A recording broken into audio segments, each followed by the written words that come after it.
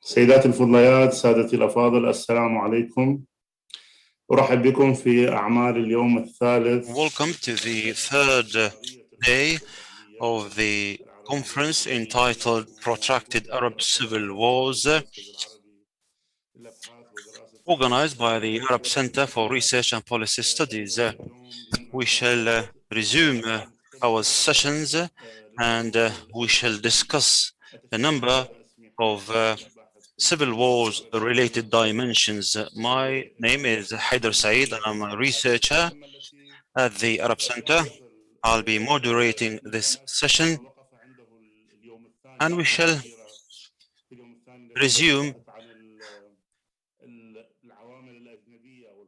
our conference and we shall talk about different topics that are related to the civil wars. We will be talking about the foreign fighters in the fourth session that is entitled Foreigners in Civil Wars. We have five prominent experts who had studied the armed groups. We'll be touching upon Yemen, Syria, Houthis, Iran, and Afghanistan. Indeed, yesterday we have touched upon a point that related to the definition of civil war, whereby civil war, some say that it is an internal war, but some experts said yesterday that external powers do define civil wars as being trans-border related wars. Indeed, this has applied to Iraq and Syria. So civil wars have become transnational civil wars as such. But anyway, we'll start with the first paper, and it is entitled How War Transformed the Partnership Between Iran and the Houthis. Dr. Thomas Juneau will be presenting the paper, and he is an associate professor at the Graduate School of Public and International Affairs at the University of Ottawa. He's an expert in the Yemeni affairs. He is a non-resident fellow with the Sana'a Center for Strategic Studies. His research focuses mostly on the Middle East, particularly in Iran and Yemen. He is interested in the Middle East, especially Iran and Yemen. Also, the foreign policies and the relationship between intelligence and defense. He's the author of Squandered Opportunity, Neoclassical Realism and Iranian Foreign Policy in 2015, and an editor of Strategic Analysis in Support of International Policy Making, Case Studies in Achieving Analytical Relevance in 2017, and the co-editor of Iranian Foreign Policy since 2001, Alone in the World, issued in 2013. Before I move the floor to Mr. Thomas Juneau, I'd like just to allude to some technical issues. Those who participate through Zoom, especially the panelists, they can pose questions following the presentation of the papers by raising their hands or pressing the icon that says hand, and the others can use the Q&A feature. The participants through social media as well, through the Arab Center's platform, they can send their comments and their questions. There is also simultaneous interpretation that is available through the icon interpretation. For Arabic, you need to press Spanish, and for English, you need to press English. Welcome again, Dr. Thomas, to the Arab Center. The floor is yours, sir. 20 minutes, go ahead. Thank you very much. Thank you for the very kind introduction, and thank you to Dr. Ashur for the invitation to speak today. Nice to see you, even if it's only virtually, and I hope to see you in person soon.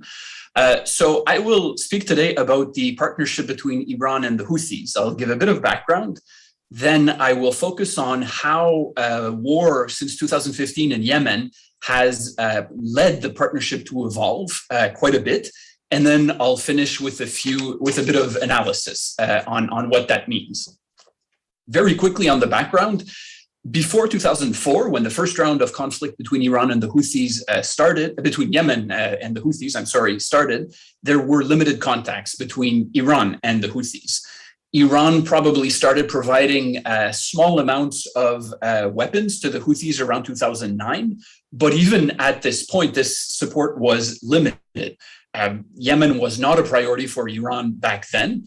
And what is important is that from Iran's perspective, the purpose of providing support to the Houthis was to pressure Saudi Arabia. So the Houthis were the tool and Yemen was the theater where Iran could do this.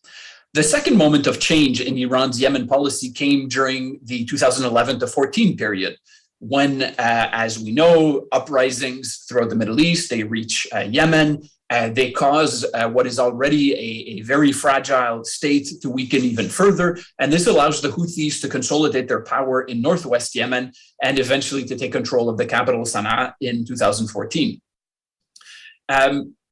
During this period, the Houthis become more attractive for Iran as a partner. Its support grows, but even then, by 2014, the amount of weapons that Iran provides to the Houthis is still relatively limited, especially if you compare to the weapons that Iran was sending to Syria and Iraq and elsewhere in Lebanon, of course. Yemen at this point in 2014 is still a relatively low priority for Iran. The third moment of change in the Iran-Houthi partnership obviously comes in 2015, when Saudi Arabia intervenes in Yemen at the head of a coalition, and this drives Iran's decision to ramp up its support for the Houthis. So to get into just a bit of detail on the nature of Iran's changing support for the Houthis, first of all, this changing support has been quantitative. And by this, I mean that Iran, after 2015, was doing more of what it was already doing, that is providing small weapons and assault rifles, ammunition, rocket-propelled grenade launchers, etc. One element that became interesting after 2015 is that Iran and the Houthis started being much more public about the nature of this relationship. Before 2015, they were either systematically denying that Iran was supporting the Houthis, or at least they were minimizing the nature of these exchanges. After 2015, that changes. Now both sides are openly talking about the importance of the relationship. What is much more important, though, in addition to the quantitative increase, is the qualitative shift in Iran's support for the Houthis. And by this, I mean the delivery of much more advanced and lethal weapons. I'm going to give a few examples. First of all, improvised explosive devices and mines. By one estimate, the Houthis have laid more than 500,000 anti-vehicle and anti-personnel mines in Yemen since 2015. It's important to specify that a good number of these mines are from Yemen. They're not from Iran. They are from Saleh era, the former president, stockpiles that the Houthis seized from Yemeni army bases that they looted, for example.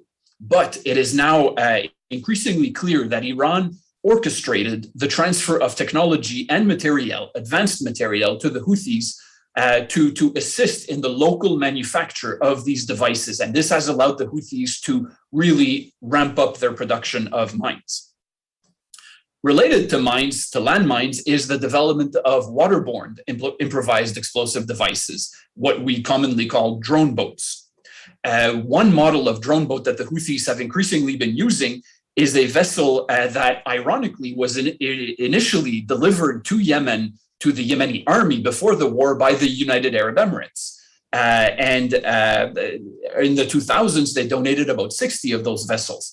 These vessels were seized by the Houthis, and in part with Iranian assistance, they were able to modify these vessels to integrate into them remote command and guidance systems and to equip them with IEDs, notably in terms of the more advanced technology on the remote guidance aspect with Iranian assistance. Even more important than this is drones or UAVs. Since 2016, when the Houthis started using drones, this has been one of the most important developments in the war. The Houthis now are able to use drones at increasing levels of sophistication, capable of traveling longer ranges with greater payloads, either for surveillance purposes or to target their enemies. The most common drone that the Houthis use is what they call the Qasef-1, which is a fairly simple drone with a range of about 150 kilometers, so short range. And what is now very clear, thanks to UN reports and others, is that the Qasef is basically an adapted version of an Iranian drone called the Ababil, which in particular was found among militias that Iran supports in Iraq. The Houthis have increasingly used more advanced drones, notably the Samad family. The Samad 3 in particular has a range of up to 1,500 or 1,500 kilometers, which allows it to strike deep into Saudi Arabia. And we have seen them do this on a number of occasions. What is really important, and the more important point that I want to emphasize here, is the procurement strategy of the Houthis. And this is something that is extremely interesting, but also a major change that was not the case 6 years ago when Saudi intervened. What the Houthis largely do now, and here I'm simplifying a bit on their procurement in general, is that they will import higher value components, either directly from Iran, smuggling them through Oman or through the sea, or with Iran's assistance through global smuggling networks. And this is an important point. And this is something that Iran has become very skilled at, to manage these complex global procurement supply chains, either to itself or to some of its partners in the region, including the Houthis. These supply chains can involve a number of countries. Parts have been identified as coming from China, from Germany, from Turkey, from Belarus, from South Korea, from Greece, in many cases involving front companies or front individuals who in some cases don't even know that their material will end up in Houthi hands. After UAVs, the other major development in Houthi capabilities is missiles. Which has really increased in part, but not only, but in part because of Iranian assistance.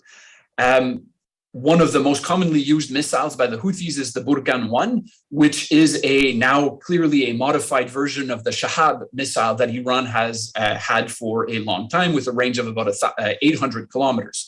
The Houthis have progressively deployed modified versions of the Burkan with longer ranges, beyond 1,000 kilometers in some cases. And as with drones, they have used these to target critical infrastructure, oil facilities, airports in Saudi Arabia on a regular basis.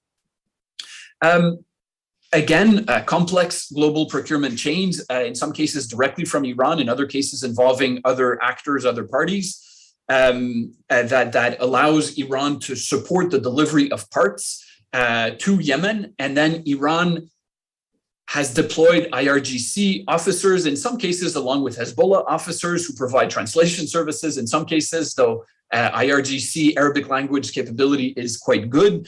They have set up specialized engineering teams that put all of these missiles parts together. Some of the lesser technologically advanced parts coming from Yemen locally, the more advanced stuff being imported.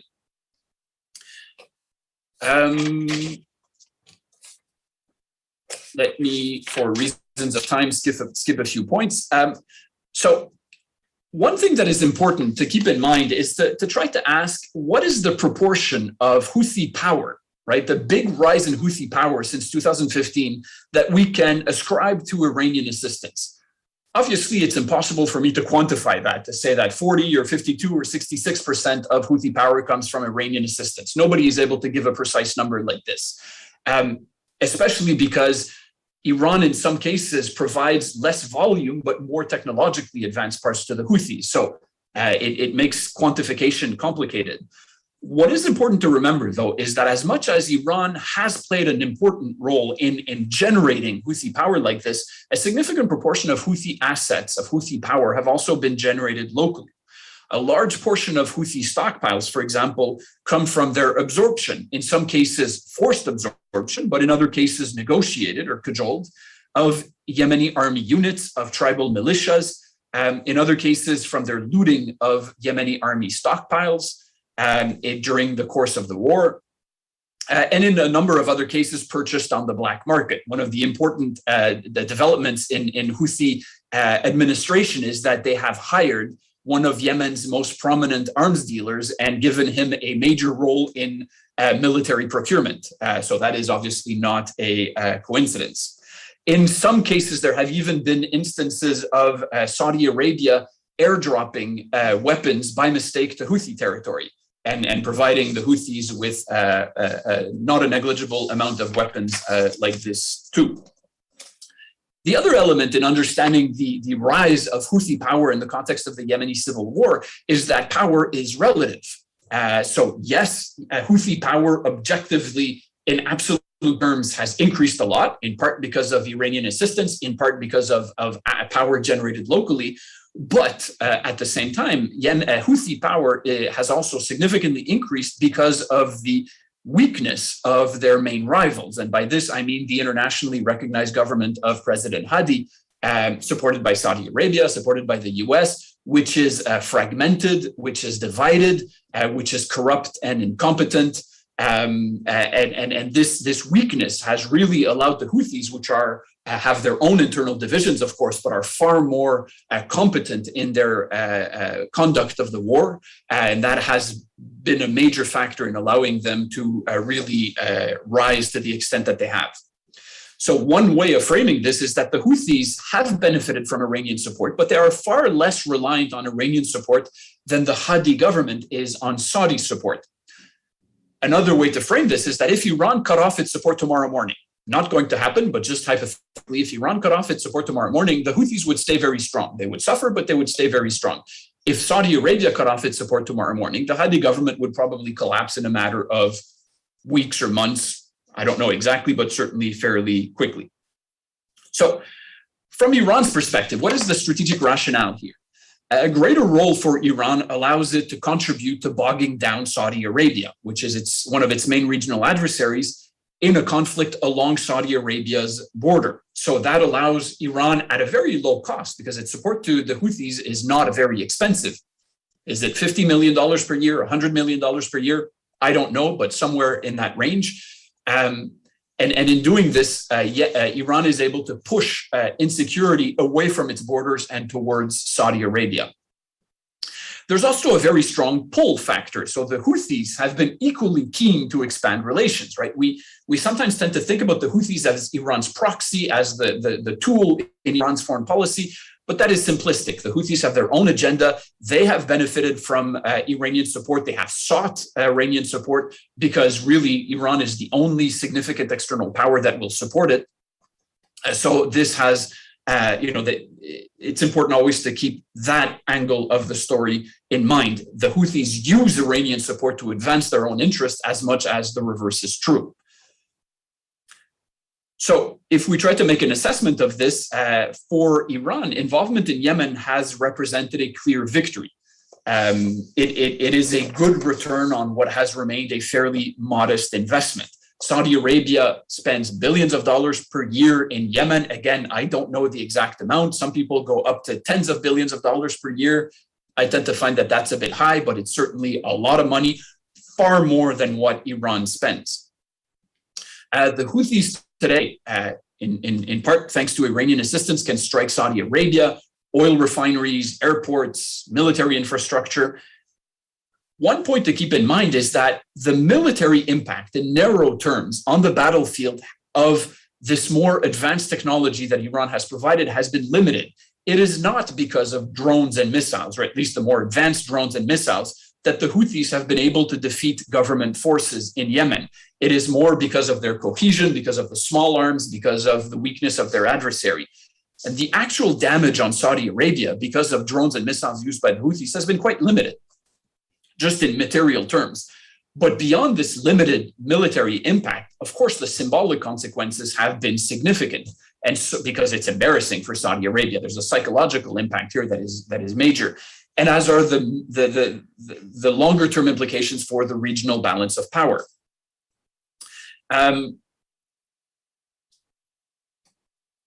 One thing to keep in mind here is that is to keep trends in mind. So 5 years ago, the Houthis were barely using rudimentary drones with a range of 150 kilometers. They had short-range missiles that they had seized from the Yemeni army. Today, they have drones and missiles with a range of upwards of 1,500 kilometers of increasing levels of sophistication that can strike deep into Saudi Arabia. I cannot predict where these trends will continue going in the future, but it is a safe assumption that it is likely that these improvements in Houthi capabilities will continue throughout the 2020s. That has major implications, not only for Saudi Arabia, but beyond. The Houthis, speaking of trends, can now target shipping in the Red Sea with anti-ship cruise missiles and also with drone boats, as I mentioned. This is a major development. The Houthis can now significantly damage maritime shipping in the Red Sea, which is a crucial choke point for oil trade. Again, this has longer-term implications. In the north of the Red Sea, you have Israel. Today, as far as we know, in terms of confirmation of capabilities, the Houthis cannot quite reach Israel. Their top range is about 1,500 kilometers with drones or missiles, whereas Israel is about 1,800 kilometers away. Do the Houthis have that capability today and have not used it yet? Possible, but it is also likely that they will have that capability sometime next year or in 2023 or 2025. That will, of course, be a significant development that will allow Iran and its partners to target not only Saudi Arabia, but also Israel from multiple points in the region. I do not expect that we will reach a point for a good while where the Houthis have the capability to overwhelm Israel's very advanced missile and defenses or air defenses. But even if they do, even if they attack Israel and Israel can defend itself, the psychological impact, the political impact would be significant. So bottom line, لدينا من الوقت 3 دقائق. دقيقة واحدة. 3 minutes. شكرا. Yeah, I'm concluding now. So bottom line, the Houthis today are the dominant actor in Yemen. They have won the war, basically, even though they do not control all of the country. And they have done this in large part thanks to Iranian assistance. This is a pattern that has been replicated throughout the region's civil wars. To make a link to the conference's theme, Iran has benefited from the weakness of its adversaries, of its local adversaries, and has exploited them by partnering with strong local non-state actors that have been able to seize the opportunity. We can talk about the peace process and Iran's role in an eventual peace process in Yemen in a question period after, if anyone is interested. There is an interesting point to make at this level. I'll just conclude by making a point on Iran's strategy in the region. What is really interesting that we've seen in Yemen recently is that until a few years ago, you had Iran at the center of a constellation of armed non-state actors throughout the region. But Iran was really at the center with Hamas, Hezbollah, the Houthis groups in Iraq and Syria. But more and more, we're seeing these spokes, right, with Iran as the hub at the middle. The spokes have developed relations to each other. So today, the Houthis have relations to Hamas, they have relations to Hezbollah, not independent of Iran, but in parallel to Iran. And this is a development that Iran has really encouraged, that is really changing the dynamics of this network of revisionist actors that Iran supports. And I'll stop on this, but this is, I think, one of the broader takeaways from developments in Yemen. Thank you very much.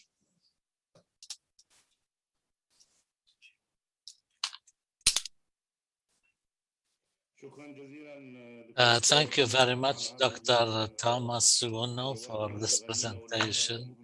A very thorough and rich paper. In my estimation, I think it took us further in understanding the relations between Iran and the Houthis, maybe more than what it's thought at the level of the Arab media or Arab institutions.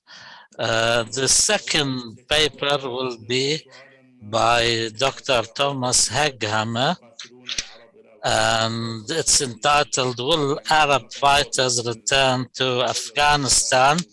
The question emanates from the recent developments in Afghanistan. Dr. Hegghammer is a senior research fellow at the Norwegian Defense Research Establishment, FFI, in Oslo.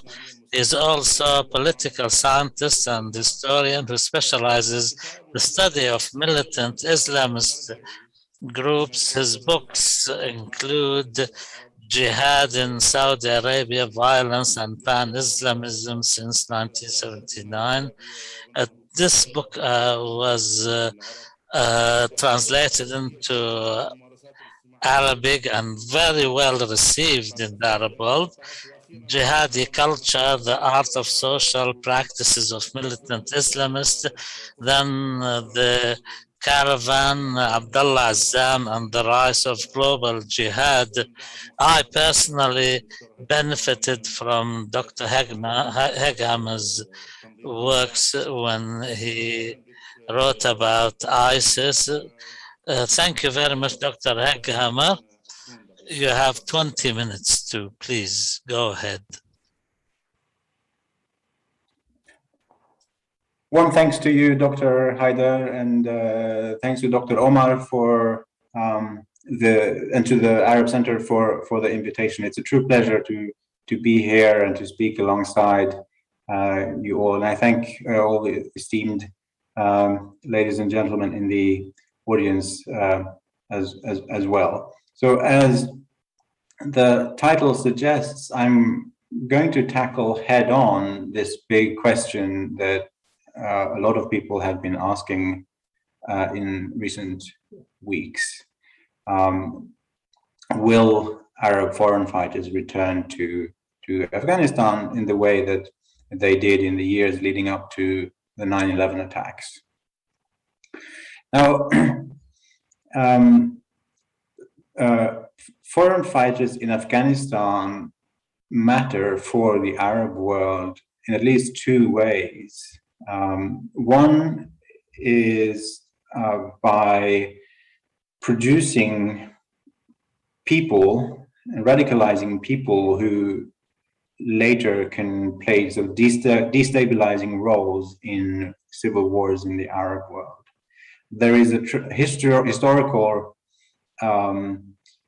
there's a history for this going back to the early 1990s with returnees from the 1980s Afghan Jihad joining the insurgency in Algeria and Egypt and elsewhere. Now, experts debate the precise contribution of the Afghan Arabs to these conflicts. Some say it's overstated, but they did play some role.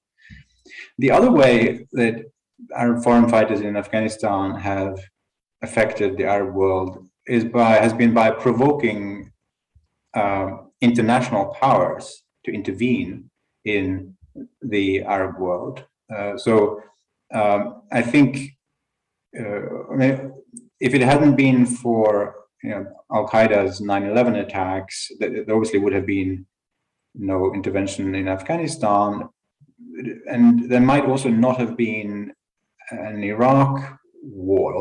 That can be debated, but basically the rise of Al-Qaeda is in some ways the source of much of the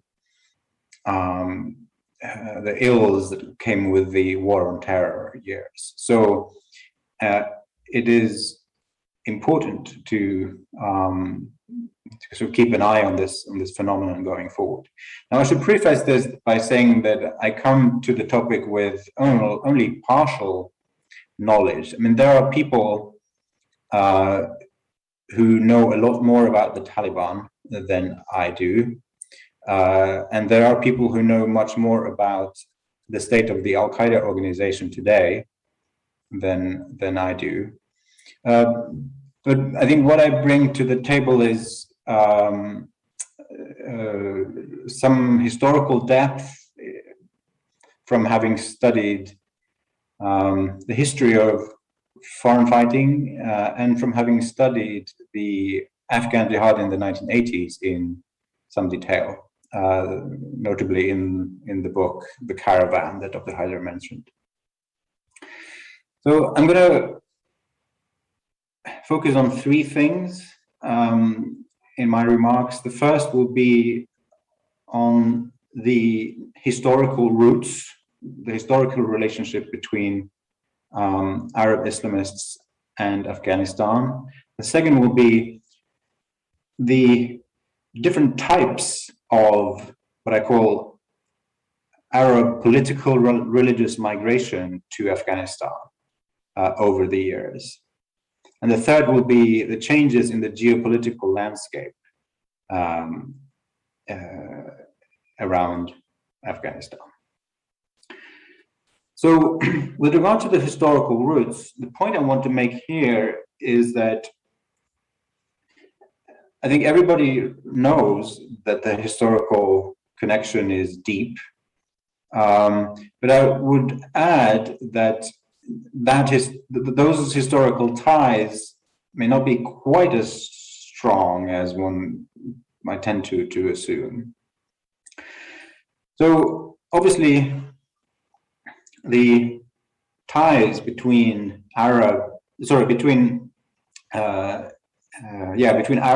Islamists and Afghanistan go back almost 3/4 of a century. So you have Afghans coming to Cairo to study and picking up ideas from the Muslim Brotherhood and bringing them back to Afghanistan already in the 1950s. You have people like Sayyaf studying also in Cairo in the early 70s and so on. So from the 50s through the 70s, you have these kind of study links and also trade links between the Middle East and Afghanistan, which ensures a certain kind of flow of people and ideas. But of course, it is the 1980s where most of the action and relation building happens, when the Soviet invasion of Afghanistan triggers an insurgency in Afghanistan and a huge sort of solidarity movement in support of the Afghans during the 1980s, and in the course of which several thousand war volunteers from the Middle East traveled to join the Afghan Jihad. And as my book details, much of this can be ascribed to the efforts of Abdullah Azzam, the Palestinian cleric who arrived in Pakistan in the early 1980s after a series of sort of job mishaps and problems with the Jordanian government, among others, and who from his base in Pakistan becomes a central player who first tries to help kind of negotiate, build a coalition between Afghan commanders, but later focuses more on recruiting Arab volunteers or volunteers from everywhere really to Afghanistan. The crucial thing here is that Abdullah Azzam was very close to most of the senior Afghan commanders, the leaders of the various Mujahideen parties, partly because he was culturally sensitive. He was of the firm view that Arabs were coming as guests and they should respect the local Afghan population and they should work with them regardless of whatever kind of theological quibbles they might have about their Hanafism or other things. And the best evidence of Azzam's kind of integration in the Afghan Mujahideen elite circles is the list of guests at his funeral. When he was killed in 1989, there was an enormous funeral in Pabbi outside Peshawar, attended by as many Afghan Mujahideen leaders who could make it to the burial. that afternoon. And later in the subsequent days, there were lots of events in Peshawar where the senior leaders paid their respect. So, and also other Arabs, of course, also built links with Afghan Mujahideen in those days, and they came out of the Afghan Jihad kind of jointly victorious, and which I think sort of cemented their bonds further. In the 90s, of course, the situation changes. The civil war breaks out in Afghanistan, and Pakistan kicks out the Arabs from Peshawar. Al-Qaeda moves to Sudan, etc. And things are a bit in flux. But then the Taliban take over in '96, and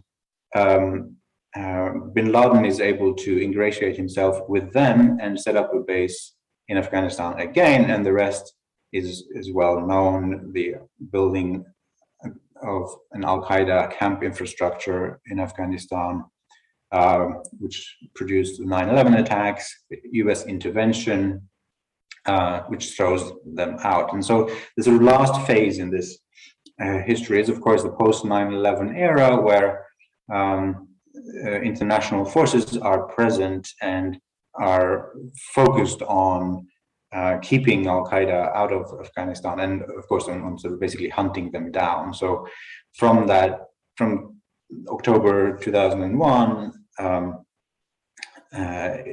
Afghanistan has been an extremely inhospitable place for Al-Qaeda members and other foreign activists. And obviously, you know, the relationship between Al-Qaeda and the Taliban is quite well studied, and we know that it is fairly close. But we also know that there have been that there are limits to this relationship. First of all, they have different ideological objectives, different political objectives. And the Taliban is divided internally, and some factions may have closer ties to Al-Qaeda than others. And they're all, and as Alex Strick van Linschoten and others have described, there were already conflicts and sort of discussions between the Taliban and Al-Qaeda in the late 1990s. It was by no means a frictionless relationship. Now, what the nature of the relationship post 9/11 is a little bit more difficult to know, but it's reasonable to assume that the situation, but the fact of being hunted together, being kind of at war together against the same enemy, has probably helped create further bonds. But at the same time, we shouldn't overstate this historical relationship. I mentioned the frictions in the late 90s. We also have to remember that the Taliban only came to power in the mid 1990s. So all of the friendships and relationships that so-called Afghan Arabs made in the 80s and early 90s were with other people than the Taliban.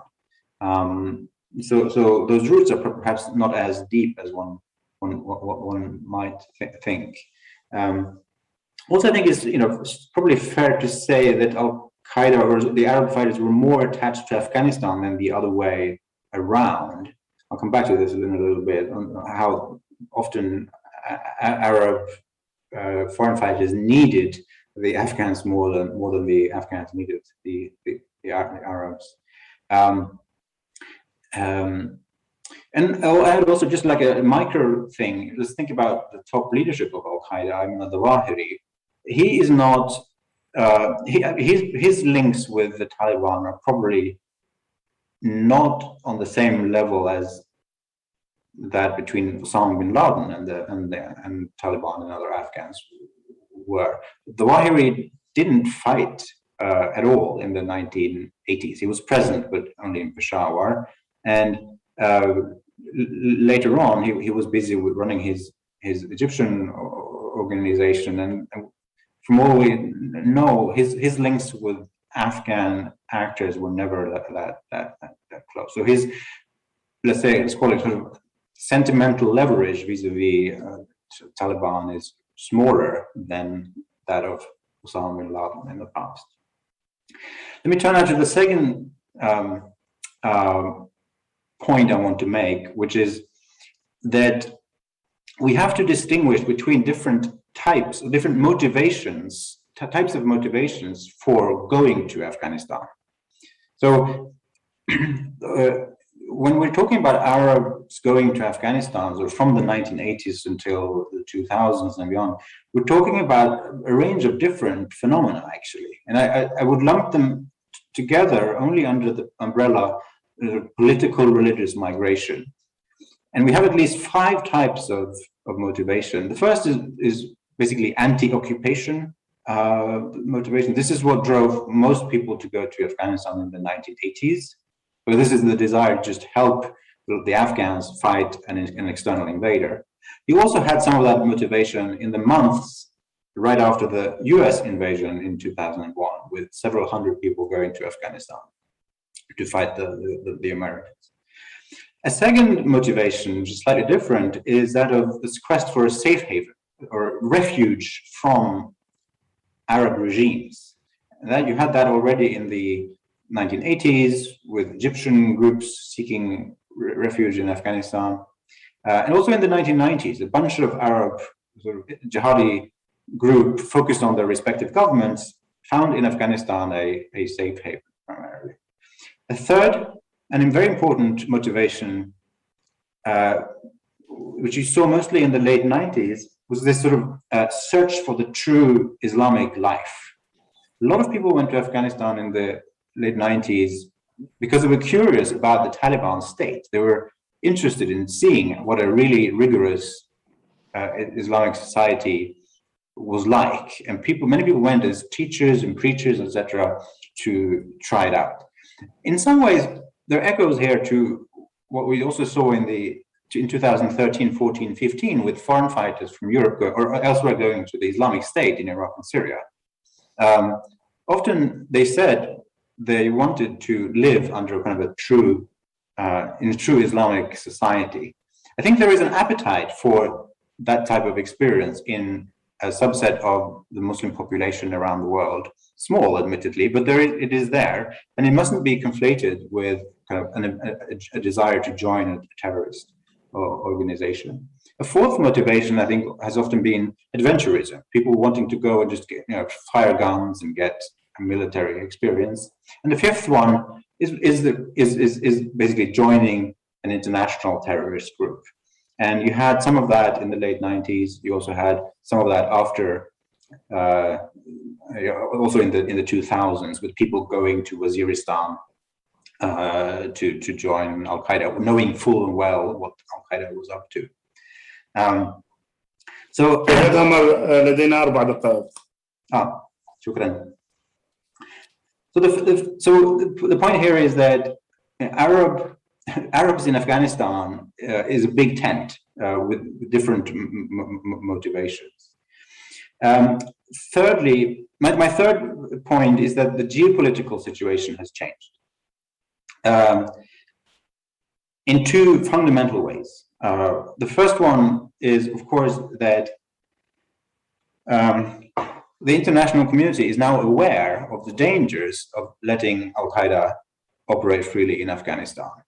And the willingness to intervene to prevent that from happening is probably much, much higher today than it was in 2001.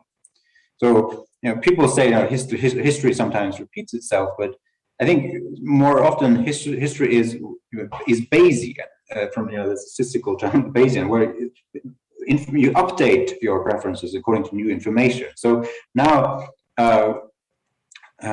we have updated our policies with the new information that a presence in Afghanistan can lead to international terrorism.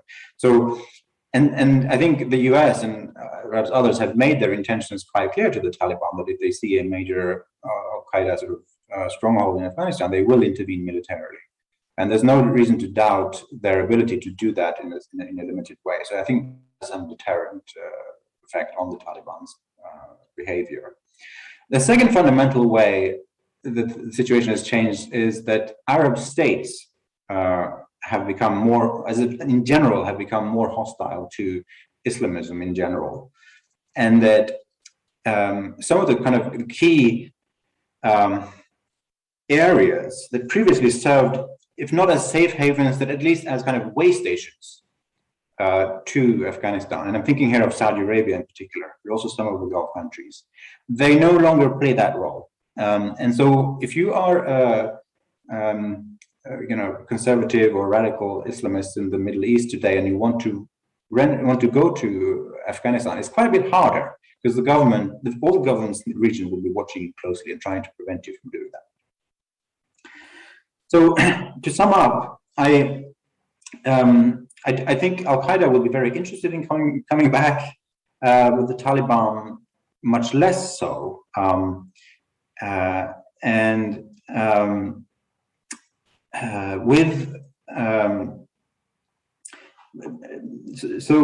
much, I think, hinges on this sort of gray area behavior that we're going to see. I think we're going to see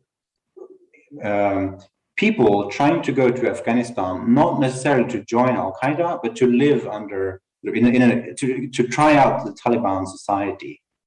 And so it'll be, and there will be quite a bit of kind of plausible deniability here. It'll be difficult for the Taliban to handle these people. What are they going to stop with a teacher with no kind of history of militancy, a teacher from volunteering to work in Afghanistan? Are Arab states going to prevent some seemingly harmless person going to Afghanistan to preach?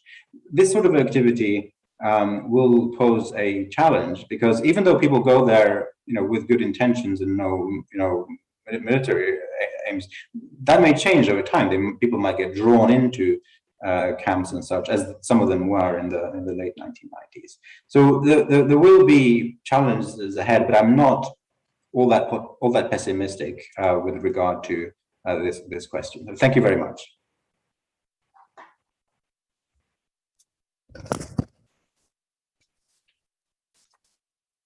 شكرا دكتور هيغهامر على هذه. Thank you very much indeed, Dr.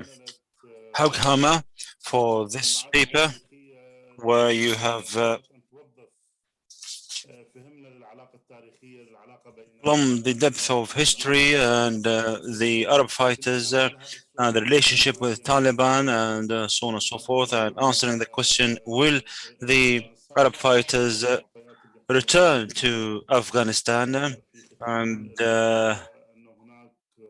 the gentleman talked about certain difficulties, and I would add another factor. Some countries do resemble certain symbolism for fighters, and I think Afghanistan has stopped to be so. In the past, the jihadists used to be baptized between two brackets. This is a Christian term, but I would use it in Afghanistan. Perhaps Afghanistan is not an attractive destination anymore, and I think, and I'm sure that there are questions that will be posed to you, sir. But I'll move to the Turkistan Islamic Party between locality of Syrian Jihad and geopolitical conflicts. Dr. Hamzeh al-Mustapha and Laila Alrefaai will be presenting this paper. Dr. Hamzeh had the pleasure to work with him, and he was not only a colleague, but we worked on in different areas, especially the Journal of the Arab Policies. He is a PhD candidate in Middle Eastern politics at the University of Exeter, and the General Director of Syria TV. He holds a master's degree in political science and international relations, and previously worked as a researcher at the Arab Center. He had published a number of peer-reviewed research papers, the virtual public sphere in the Syrian revolution, features, orientations, and mechanisms to create public opinion in 2012. Laila Alrefaai as well, we'd like to welcome. She is a master's student in sociology at the Marmara University in Turkey, a specialist in religious affairs. She has published peer-reviewed research papers and reports about Syria, including the Sunni religious establishment of Damascus, when unification creates division in 2020, and it was published at the Carnegie Middle East Center. And the two will split the time. I think Mr. Hamzeh will start. Please, the floor is yours, 20 minutes. Thank you very much indeed, Dr. Haider, for this introduction. I had the pleasure to work with you at the Arab Center, and I have learned a lot from you because you are an expert researcher. I'd like also to extend my gratitude to the Arab Center for Research and Policy Studies and to Dr. Omar for this invitation. We would be hopefully succinct and brief, but Dr. Thomas has posed a question. Will the Arab fighters return to Afghanistan? I think within the Oriental context or the Syrian context, this is the million-dollar question.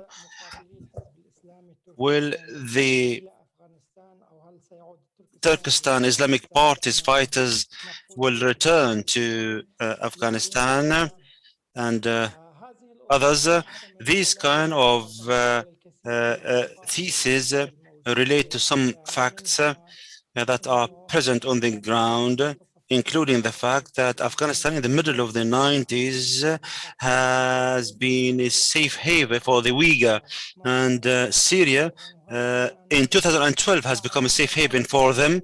And now, following the Taliban control over Afghanistan, you know that the Turkistan Islamic Party has a branch that pledged allegiance to the Taliban. So I think that they will move through Turkey to Pakistan to Afghanistan, and perhaps some issues relate to the Biden doctrine and the confrontation of China, but with the lifting of the Turkistan Islamic Party from the list of terrorist organizations has a part to play here. There is also the conspiracy theory and the American withdrawal. All these points ought to be taken into consideration. I think that this whole picture is very simplistic, or this analysis is very simplistic. And the reason is as follows.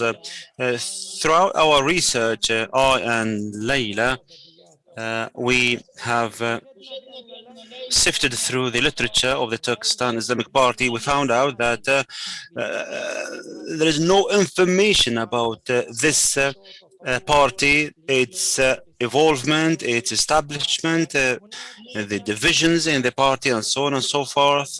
There are certain descriptions, even in the English literature. There are certain analytical papers that are different from each other. So I thought, before delving into the geopolitical struggles and the implications thereby of this party, we need to get to the bottom of the party in the first place and to analyze this party. Laila will be talking about this analytical part, and then I'll come to the conclusions or the findings rather, because the research is still going on.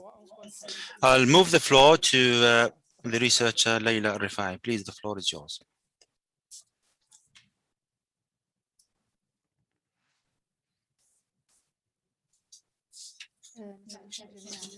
Good evening to you all. I'd like to thank the Arab Center for this invitation. I'd like to thank Dr. Omar, Dr. Haider, and Hamzeh. I'd like at the outset to start with the question that has been posed by Mr. Thomas. Will we be having Arab fighters in the region? I think the Turkistan Islamic Party is a case to study here. As Mr. Hamzeh had said, indeed, the Turkistan Islamic Party is what we have studied in this paper. The time is tight, so I would like to be brief as much as I can. I'd like to talk about the formation of this party. This is in one name of different names.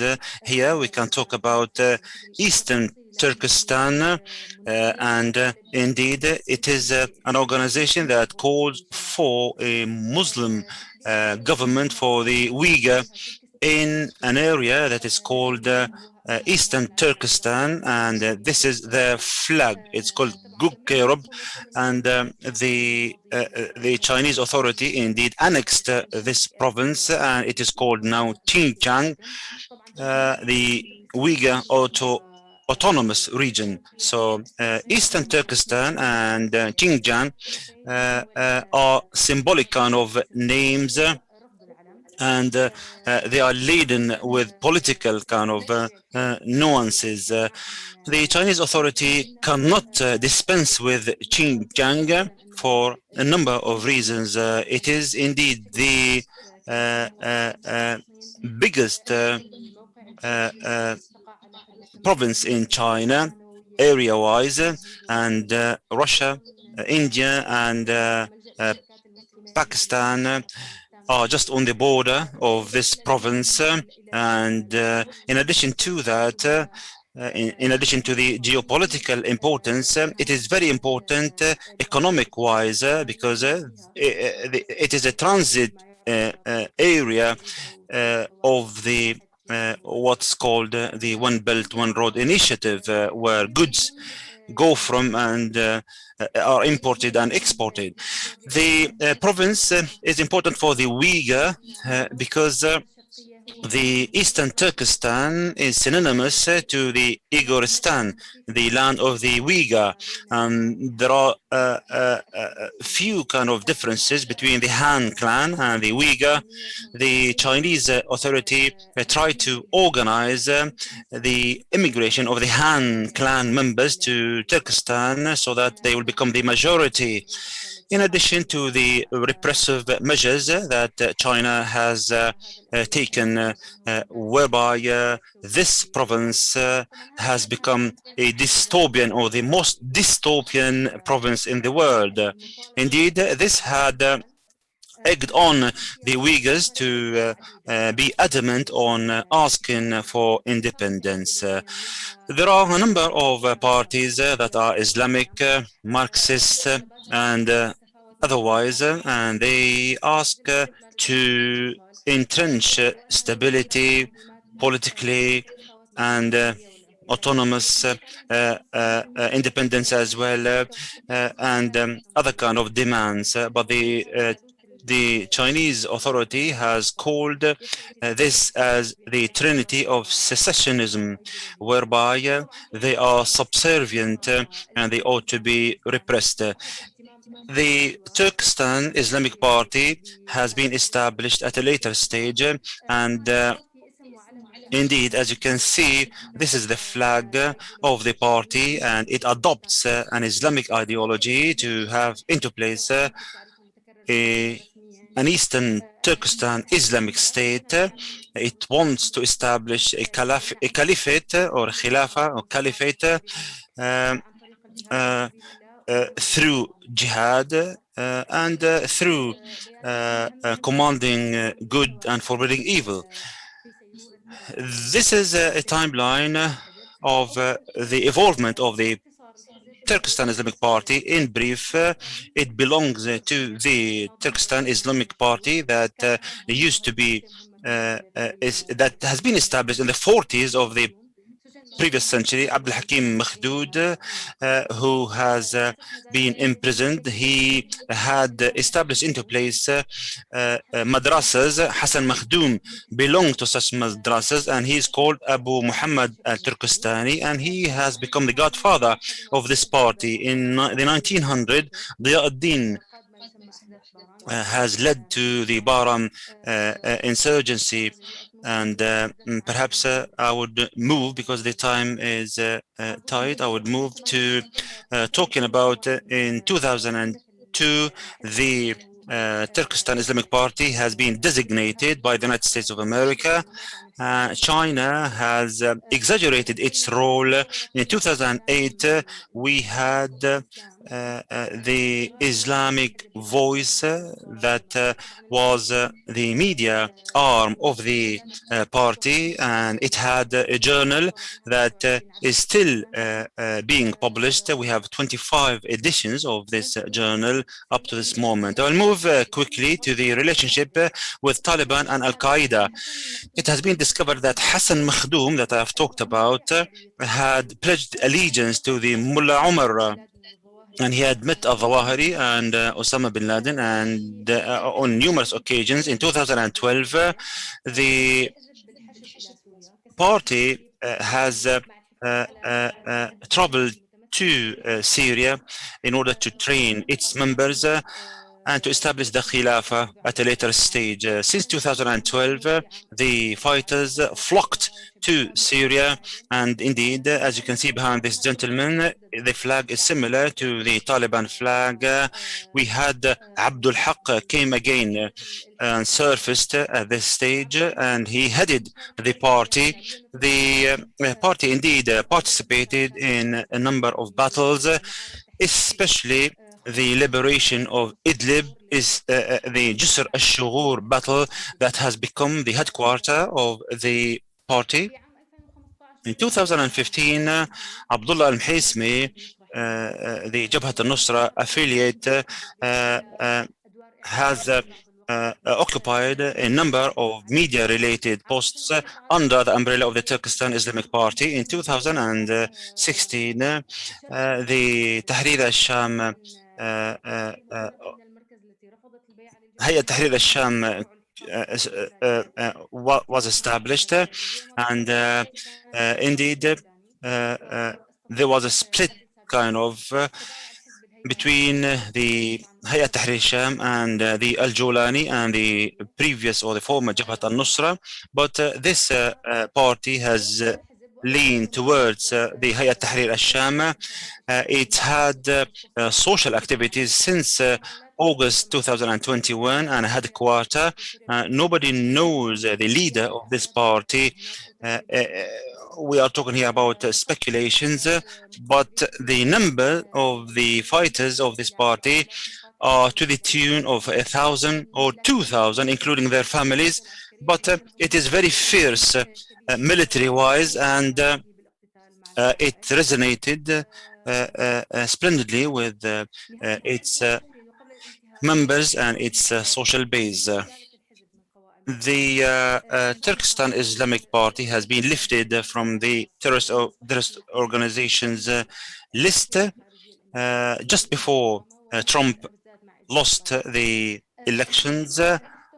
But now, in conclusion, I'd like to say that there are similarities between the Turkestan Islamic Party with the Arab Afghani fighters, because this was nothing to do with the attracting factor of jihad, but because they were expelled from their own countries, in addition to the geopolitical dimension that relates to establishing the Khilafah and fighting or staving off any foreign interventions and so on and so forth.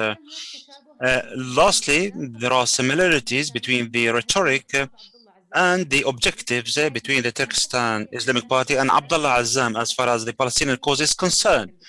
The Palestinian issue is the last kind of objective. And now I'll move to Hamzeh to talk about the recommendations and other points as well. Thank you.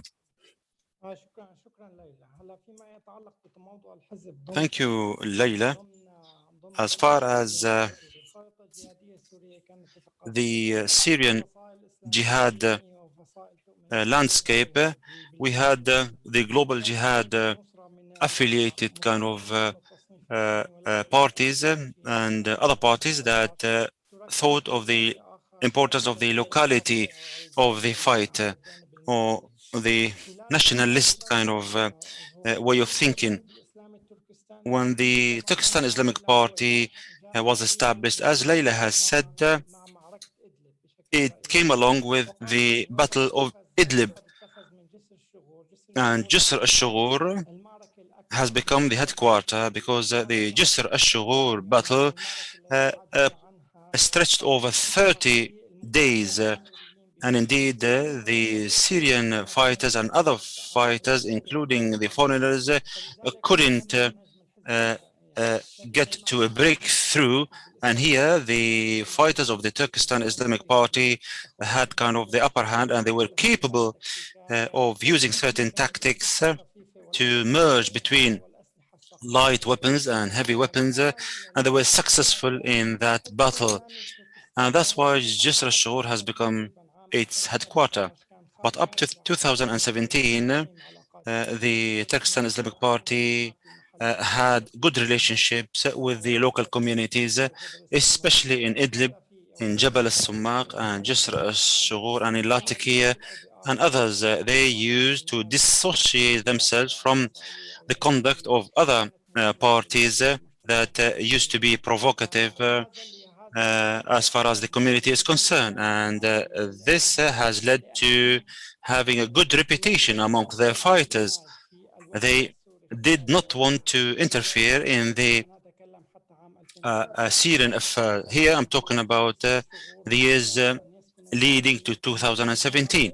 They chose Jisr al-Shughur, and it has become the neighborhood of the Turkestan, as it's called. Indeed, intermarriages was a commonplace as well. Fighters came from Thailand, Malaysia, Indonesia, and the Eastern Turkestan province and others.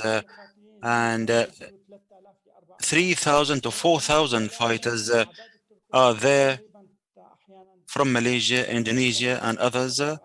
But the Turkestan fighters number is to the tune of 10,000.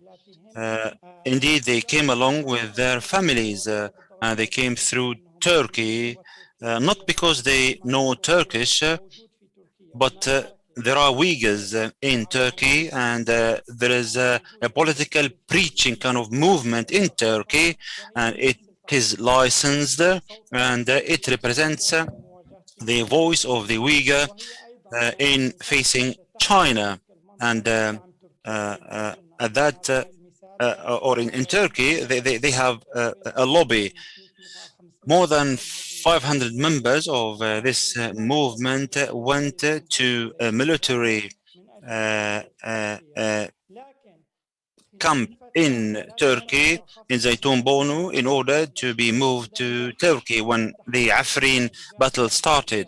But Hayat Tahrir al-Sham became an Islamic movement with a nationalist kind of taste, if I might say. Some divisions took place.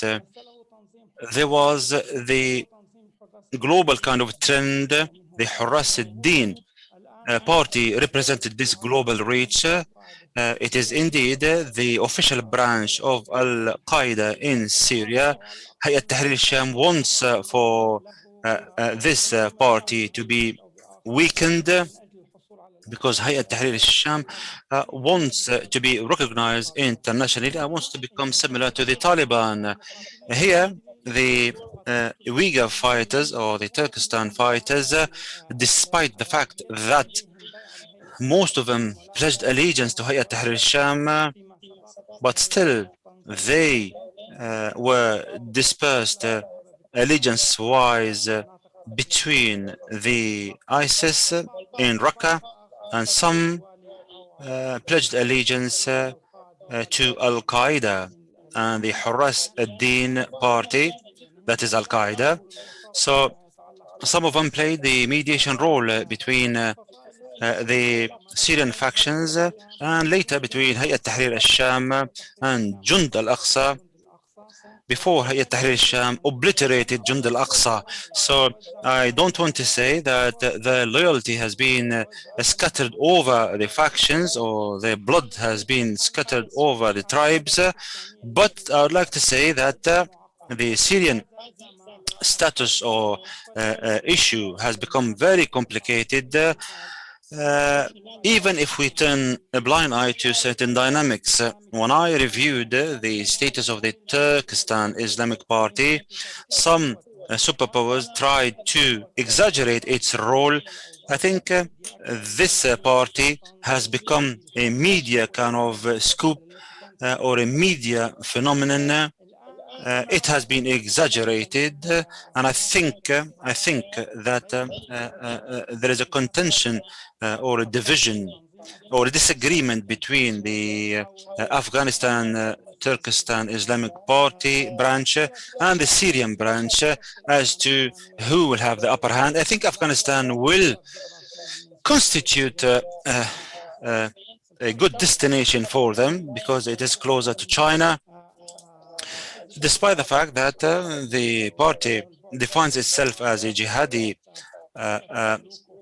movement, but it is a nationalist party in its propensity and its movement. So Afghanistan might be a facade to be used, but still the jury is still out as far as Taliban and its conduct is concerned. Will we go back to the 1990s experience, or do we think that the Taliban will modernize? This is another question. Others talk about the role of Turkey as far as moving these militants from Syria to other places in order to contain the Chinese official policy. But still, I think the issue is tense, especially as far as the relationship between Turkey and Taliban, and I don't know whether the Turkish government would use or would want to delve into a confrontation with China. I think that Turkey wants to support the preaching movement in Turkey, the Uyghur preaching movement, rather than supporting the Turkistan Islamic Party. Undoubtedly, the Turkistan Islamic Party is giving China a headache, especially following the diffusing of tension after the 2020 Moscow agreement. Since that agreement, we notice that China is more forthcoming in Syria. China is not abstaining in the Security Council per se. It has been vetoing certain resolutions. China is more forthcoming, and as far as the medical supplies and the engineering kind of supply chain is concerned, China is trying to help the Syrian army, and through a preemptive kind of plan, it tries to deal with the danger of the Turkistan Islamic Party in Syria through these kind of channels before being compelled to treat it differently. In addition to that, as for the future of the party, I think that the HTS, the Hayat Tahrir al-Sham, will be the hegemon in Idlib. It will have the upper hand, especially when part of the Turkistan Islamic Party will still be there in Syria, because the power that it had following the Jisr al-Shughur battle cannot dissipate that lightly. It might integrate on the long run, but at the end of the day, going back to Afghanistan is another scenario in order to move to Turkistan and establish the Khilafah. Thank you. Thank you, Dr. Hamzeh. Thank you, Laila Alrefaai, for this rich paper. As the two researchers have said, indeed, we'll move to the last paper. Nicola Mathieson will be talking about the tracing the impact of foreign fighters, the long-term implications of the Soviet-Afghan and Afghan civil war. Nicola, we have the pleasure to have you at our center. She's a PhD candidate in the Department of International Relations at the Coral Bell School in Australia. She specializes in the dynamics of civil war and insurgencies. Her work explores the role of foreign fighters and how prior conflict experience shapes their impact on conflicts. Her doctoral research traces the movement of foreign fighters from the Soviet-Afghan war and examines their consequences on global security. The floor is yours. 20 minutes. Thank you. Shukran, Dr. Haider. And thank you, Dr. Omar, for the kind invitation and the Arab Centre for hosting. So it is tradition within Australian universities to begin any presentation with an acknowledgement of country. So while I set this up, I would just like to acknowledge the traditional owners of the land that I am on today, which is the Boonwurrung and Bunurong people of the Kulin Nation. And I recognise and pay respect to the elders past, present and emerging. And I'm very sorry to the translator for some of those words, because I know they're quite difficult. So I am Nicola. I'm from the Australian National University in Canberra. We are currently all in lockdown, so I've not had access to any of my work recently. So some of this is very much stream of consciousness off the top of my head. So my overall project looks at foreign fighting, why foreign fighting matters, and the impact that foreign fighters have over time. But this conference is particularly well timed because I've been in the midst of thinking about switching that overall project from a single paper to 4 smaller projects, which I think better answer that question in more ways. So today I'm going to talk about one aspect, but I just wanted to give you a broader overview so I can answer questions on any of these 4 aspects. So the first area that I look at is the role of prior conflict experience on the impact of foreign fighters over time. And then today I'm going to talk to you about foreign fighters forming new armed groups and how their integration into armed groups affects that process. Then the third area I look at is network formation.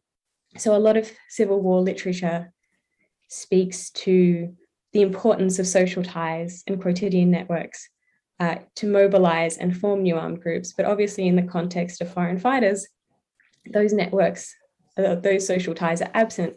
And I actually think it's this absence of those social pressures that allow these networks to be formed so effectively. And then finally, I look at group cohesion, but not on the armed groups that foreign fighters join, because I don't think that is terribly important, but on the cohesion of the domestic armed groups when foreign fighters return. So how I do this is I have a data set of over 400 foreign fighters from the Soviet-Afghan and Afghan civil wars, and in over 60 conflicts in armed groups. And Thomas Hegghammer very rightly pointed out in his 2020 book, The Caravan, the difficulties of this data collection process. So 500 names would require a prohibitively large time investment, and finding 1,000 would be practically impossible. And Thomas is not wrong. So I've hit 400. I originally started this process just collecting the data and putting in a data set just to keep on top of it, so I could keep track of everyone in their different kunyas and where they went over time. But as my fieldwork's been cancelled, this has become a more core aspect of my project. So, foreign fighters fighting and new armed groups. So it's widely recognised, as Thomas pointed out and has been pointed out by others today, that a large number of armed groups have their roots in foreign fighting in Afghanistan. specifically during the Soviet-Afghan and Afghan civil war period.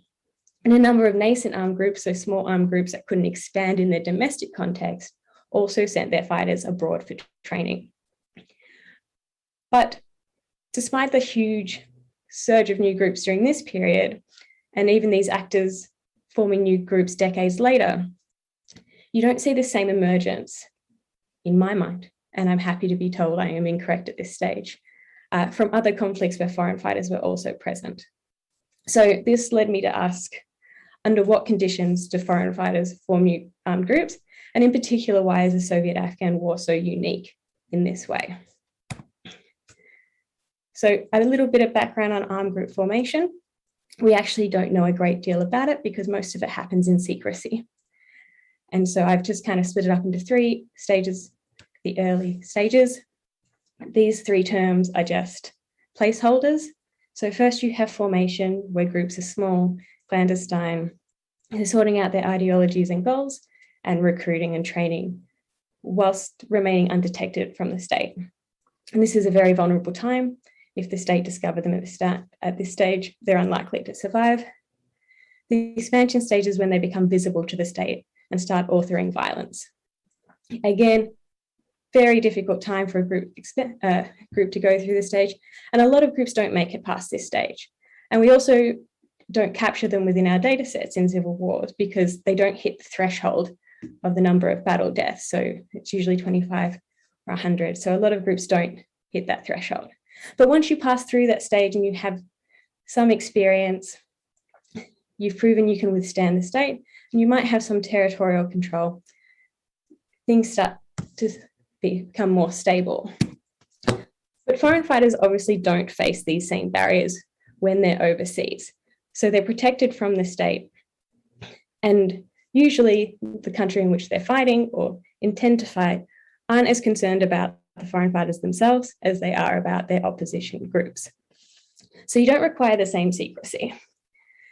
And so what I propose is that some foreign fighters are able to skip or accelerate the formation and expansion stage and able to return to their countries of origin or relocate as a consolidated group. But not all foreign fighters necessarily use this opportunity. And so I think one explanation for that, and there are alternative explanations that I can speak to, are the ways in which they're integrated into the armed groups that they join.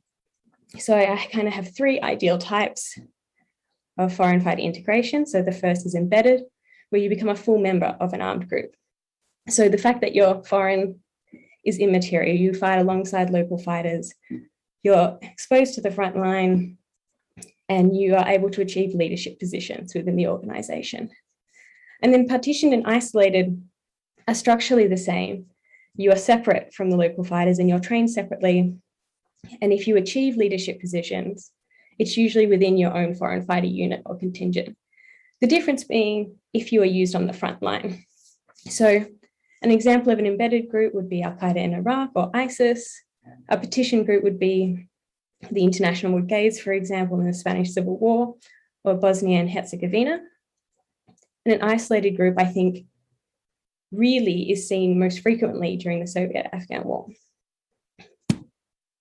And this is just it's not a very good outline. I will improve this outline in the future, but essentially it's saying you join an overseas group when they're in their consolidated stage, and then you're able to expand quickly and consolidate and return home as a more developed group than otherwise would be possible.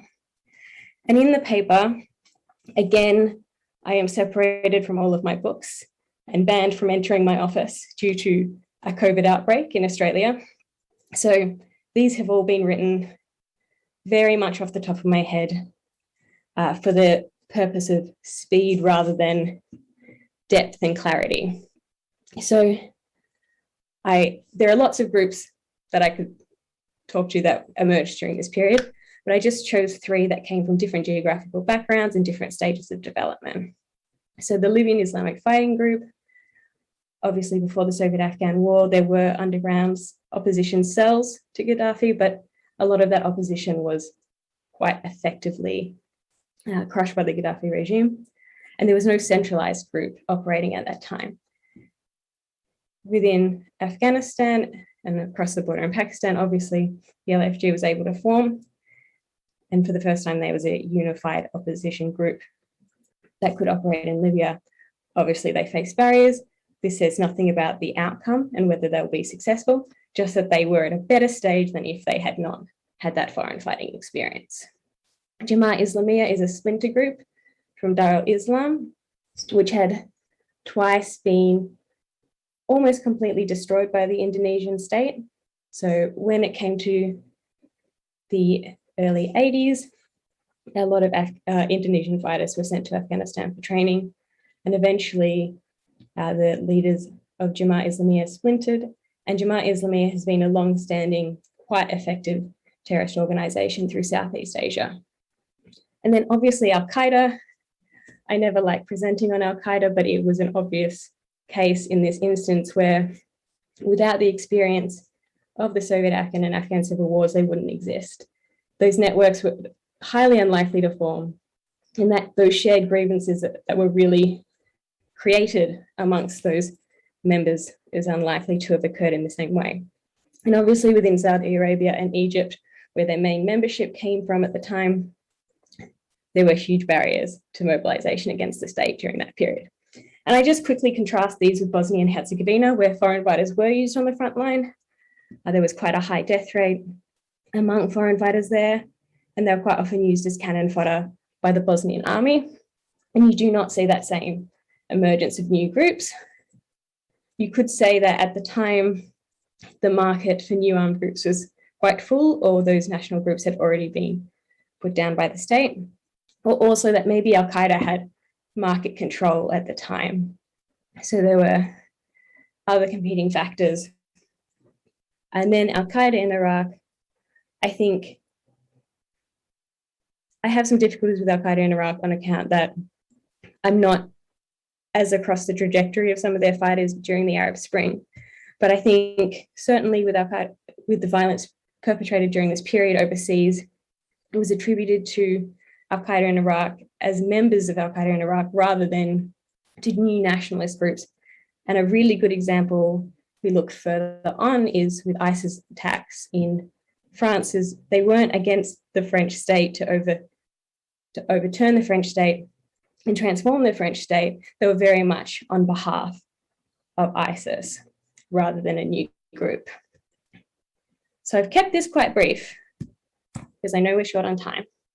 So this is really an opportunity for me to see if this makes any sense at all. With so much expertise in the room, I thought it would be a good place to start. And so I really just want this paper to speak to the idea of isolated groups, but I obviously introduced 3 types of integration. So if anyone has ideas on how to restructure it to make it clearer, please. And empirically, I might be wrong. So I spend a lot of time tracing foreign fighters from a period of time, but those who join later on, so if you're a first conflict fighter in, say, Bosnia, I don't have as good a coverage over your trajectory into the future. So if you think there are lots of new armed groups emerging from these experiences that I just have missed somehow, I'd be most grateful for the correction early on before I go too far down this paper. So thank you very much, and I look forward to your questions.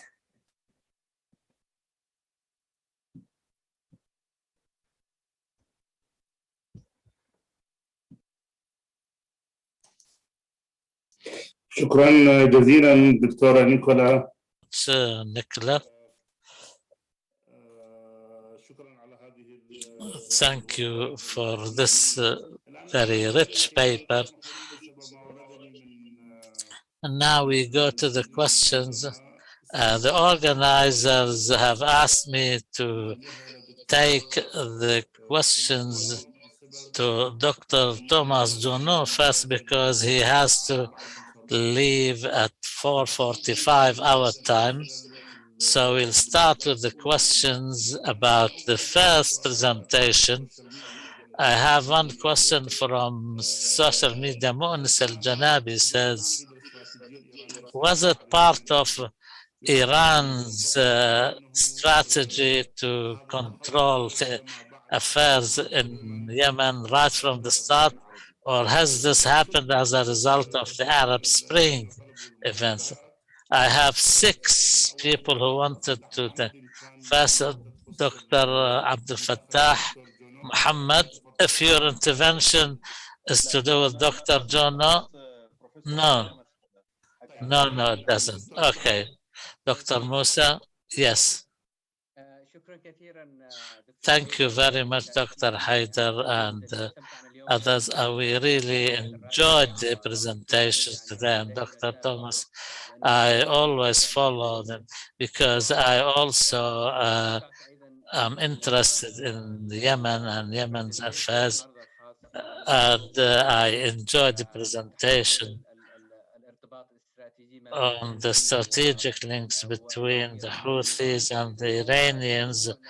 I think this subject still, we have a lot of gaps and we really need to more. Maybe I can disagree with the current prevailing wisdom that Iranian Houthi strategic cooperation before the war was even more, and when Yemen was a fragile state for a long time, so therefore there was a lot of smuggling going on to the Houthis, which started from the year 2000 and the formation of the so-called al-Shabab al-Mu'min, or the faithful youth or believing youth, and the war in North Yemen. And we know the equation that there was another gap in the knowledge, and that is the link between the Hezbollah and the Houthis, who played a major role in creating this partnership in its various stages. So therefore, smuggling weapons from Iran, and also the very doctrine, the ideology or the ideological side was strongly present. In addition to the technological development at the military level was at its first stages, and in the 10 years prior to the Arab Spring, many people went to Iran, and also they had military training in Saada, and also within the framework of the security and technological training. In addition to the partnership between the Iranians and the Houthis, we have to take the official and unofficial. There is linkages between the religious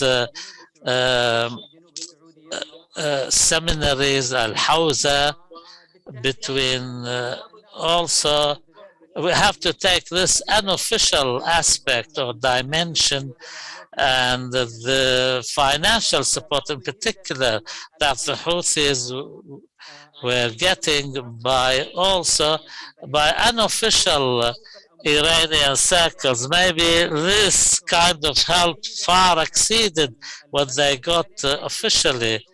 We know that individuals who were Houthi fighters before the Arab Spring used to get $200 to $300, which was more than what a senior officer in the Yemeni army used to receive as salary. We know the Houthis have inherited a huge arsenal from Saleh and the Yemen Republic, as it was called, or maybe it still is now. At the same time, the Houthi may have the military power, but they do not have a social dimension, which is very important. Whereas the other side does not have the military power, and the balance is tilted in favor of the Houthis. In fact, if the Arab alliance wanted to do more, they could have armed the government side, because the Houthis have tanks and drones and boat drones, drone boats, and whereas the government side have light weaponry. And every time the so-called legitimate army made any advances, the Saudi-led alliance's planes used to bombard them. So it's true that the Houthi has military power or military equipment, but they do not have a social incubator. Maybe if the government army or a strong fighting force emanates from the Yemeni society, they can within a month get rid of the Houthis. So therefore, there has to be more depth in the nature of our knowledge and the different tactics within the Yemeni society. And this requires, before anything else, researchers who are well versed in the complex nature of the Yemeni society. جزيل الشكر دكتور حيدر. Dr. Omar Ashur, thank you, Dr. Haider. I'll speak in English now. It's really wonderful papers, learned a lot. I know that Tom and Tom need to go, so I'll just be very brief, and I hope everybody else is also brief with the questions, so we give them a chance to answer and some time to be on time with other commitments. Just for Thomas Juneau, just quickly, I have first the 2009 date when you said the support by Iran was escalated. It struck me a bit because in 2004 the military commander of the Houthis was killed. Hussein Badruddin Houthi was killed by the regime forces. By 2010, the company and battalion size formations of the Houthis were forcing, brigade size formation from the Yemeni army to surrender. So was that so? When you said 2009 Iran support, question mark, was that Iran basically, or did they? I'm not dismissing their agency, but I'm just saying, was that Iran, question mark? So it's more in line with what Dr. Musa was talking about. The other thing is they kept on doing these exhibitions for loitering munitions and drones. Well, the drones, they work, we know that. The loitering munitions, do they work, and or are there any credible reports that actually shows or analyzes if they work or not? Because so far what I saw is like nothing like the Hegghammer, like nothing like loitering for 7 hours and then diving down to get the target, nothing like that. Mostly unguided, projectiles. So that's another, or is it propaganda from the other side? Because the other side also has a lot of propaganda in that sense. For Tom, Hegghammer, and Nicola, thank you so much for the excellent papers. Just a very quick one, and it's in line with what both you mentioned. Tom, historically, with the foreign fighters recruitment and radicalization. Nicola, with her recent excellent paper, and I look forward to reading the PhD. The outbidding factor. So there was like constant outbidding to mobilize fighters from other rebel groups. So Hizb al-Islami of Hikmatyar did quite well with Jama'at Islamiyya of Ahmed Shah Massoud, recruited many from many Arabs from there to there. Yunus Khalis faction of the Hizb al-Islami did that to Hikmatyar's Hizb al-Islami. Later on, the Taliban did that to everybody in 1996, outbidded everyone almost on the how Islamic it is, and therefore you should join us. And then now we have Daesh. So is that outbidding can be repeated as a recruitment tool at the moment? Because the Taliban now is hanging out with is taking pictures beside the Hussainiyat, attending Ashura celebrations, saying that they are they will be a peaceful regime with everybody, and that the outbidding is so easy now with IS Khorasan province. So would that be a recruitment tool? This is just a question. I'm not concluding there. So this is for both of you. Thank you very much. شكرا دكتور عمر. اذا خلينا ناخذ الاسئله لتوماس جونو، توماس هيغهامر، دكتور عبد الوهاب. Thank you, Dr. Omar. Dr. Abdul Wahab Al-Qassab, I'll move to you. Are you addressing your question to Mr. Hegghammer or Juneau? Please. Microphone, please. Can you hear me now? Yes, please. Go ahead. Hello, Dr. Haider. I'm happy to see you. And I'm happy to participate in this splendid conference. I participated yesterday as well. Dr. Juneau had a great paper, but I have my reservation as far as the concept of partnership is concerned. I don't think that the Houthi-Iranian relationship is a partnership.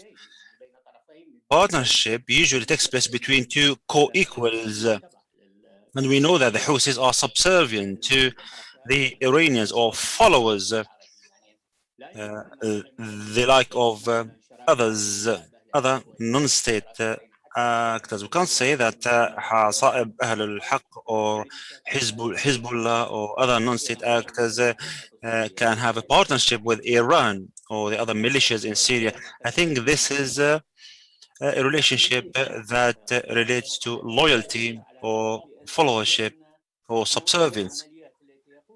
The quality of the operations the Houthis carry out have the landmark of the Iranians. Indeed, as far as the struggle with Saudi Arabia, the Houthis don't have a say or don't have a benefit to reap. If the Houthis with the struggle with the Saudis, then they would have targeted the military facilities and so on and so forth. But targeting vital infrastructure is a different story here. This is done for the sake of Iran, as a matter of fact, and not the Houthis. The Houthis don't want for the Yemenis to be bombarded by the Saudis. There's also another paradox, just to emphasize the subservient kind of relationship rather than the partnership. The Houthis, as a militia, targets Saudi Arabia, but they don't target the partner of Saudi Arabia, i.e. the United Arab Emirates. The United Arab Emirates is off the radar of the Houthis, despite the fact that targeting the Emirates might have great fruits to bear on the part of Iran. So Iran doesn't want to kind of target the Emiratis because you know the Iranians have economic interests in the Emirates, as everybody knows. The relationship between the Houthis, the military relationship between the Houthis and Iran, as I've said, is to do with following the Houthis. Iran represent the kind of rough version of the relationship. And the other issue, my colleague Dr. Musa has alluded to, the other side, and this is a question, to what extent Iran can contain the Zaidi doctrine or school of thought, because it is different than the 12 Shiite,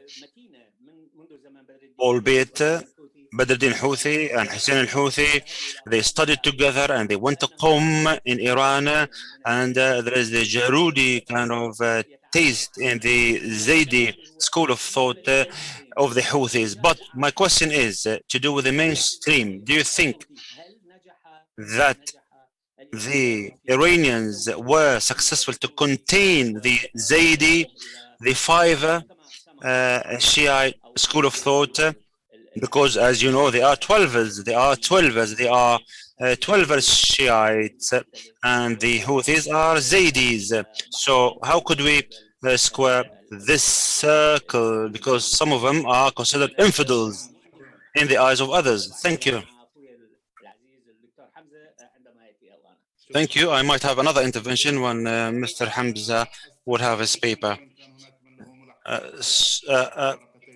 Yes, even if you have further questions, the 2 Toms are going to leave, and that's why we would allow them to answer first. Thomas Juneau, the floor is yours, please. Okay, so thank you very much. I actually have to leave 1 minute ago because I have a class starting in a few minutes in a separate building. So I will not answer the 5 or 6 very good questions that were asked, with apologies for that. Please don't hesitate to send me an email if you want to continue the discussion in every case, because these were all very good points. So in 1 minute, I will answer the last question, but it does touch on Dr. Musa's question earlier on.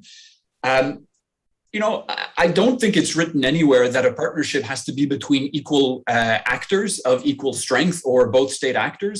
When I say a partnership between Iran and the Houthis, of course, Iran is a state and is far more powerful than the Houthis. The term that I usually refrain from using is the proxy term, because that term has become so misused, especially in the media, to kind of like the terrorist label in some cases, to label those we don't like or we disagree with, that it's become a bit meaningless. The point I want to make is that there is actually very little evidence that the Houthis are followers or submissive to Iran. There's very little evidence to demonstrate empirically that the Houthis have actually changed their policies or their views because of the support they received from Iran.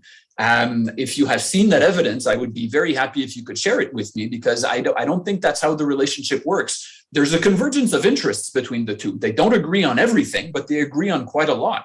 So the dynamic is not Iran gives support, and in exchange for that, the Houthis change their behavior. The interests are aligned to some extent before the support starts flowing in.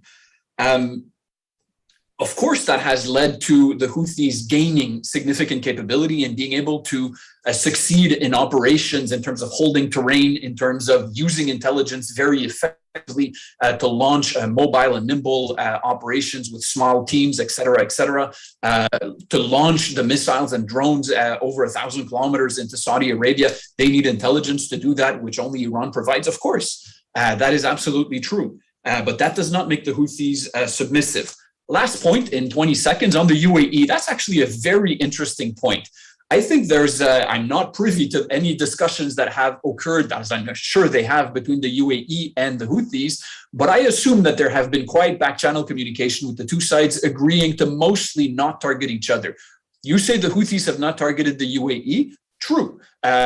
Almost true. There were some instances earlier on. The UAE also does not target the Houthis. The UAE is not in Yemen to fight the Houthis. The UAE is in Yemen to manage its relationship with Saudi Arabia and to gain influence in the south, and it has succeeded in doing that. So the two of them have tacitly or less tacitly agreed to avoid hitting each other, and that's worked for the two of them so far.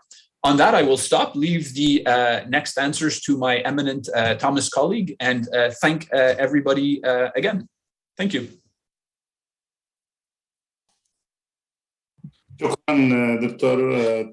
Thank you, Dr. Thomas Juneau. Thank you for being with us, sir, and have a good day. Mr. Thomas Hegghammer. Thank you, Dr. Haider, and thanks to my name brother Thomas and to all the other presenters. It's been absolutely fascinating, intellectually very refreshing to be here. Thank you. So I was hoping nobody would ask about ISKP because it does complicate the situation, and I don't know enough about ISKP. But so this is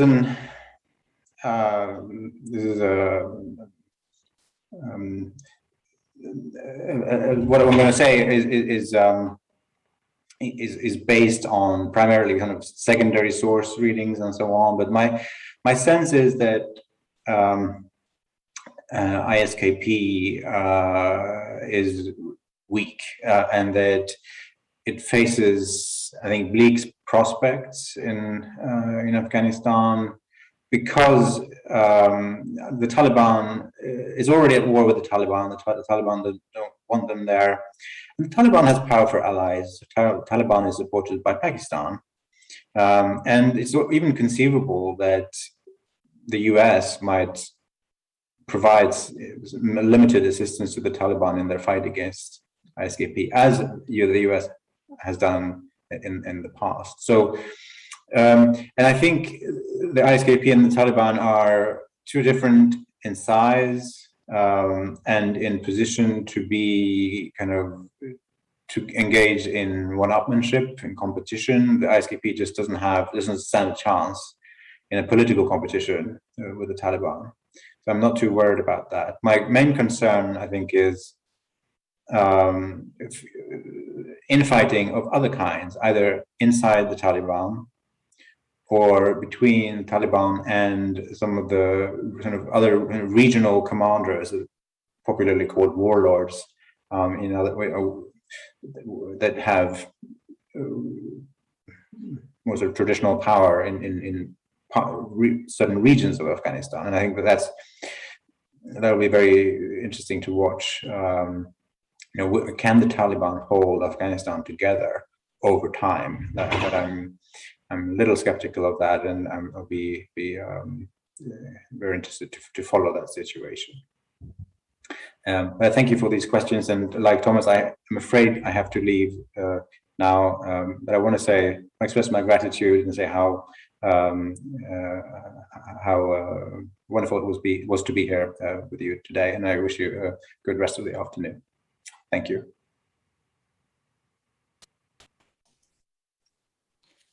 شكرا جزيلا. Thank you very much indeed, Dr. Thomas Hegghammer. We were pleased to see you, and we hope that we would read the paper in your book. Thank you and have a good day. We'll come back to Dr. Abdel Sattar. Dr. Abdel Fattah is not here.